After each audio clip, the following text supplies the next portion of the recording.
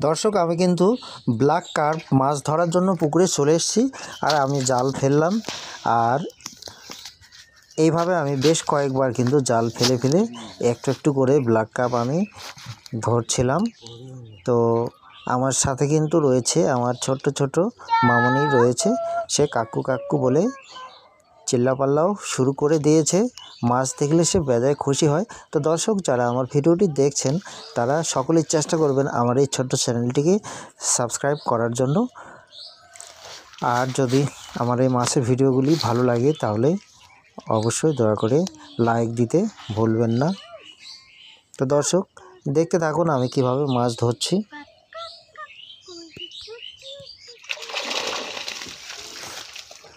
দর্শক, আমি প্রায় অনেকগুলো মাছ কিন্তু জালে ধরে ফেলেছি।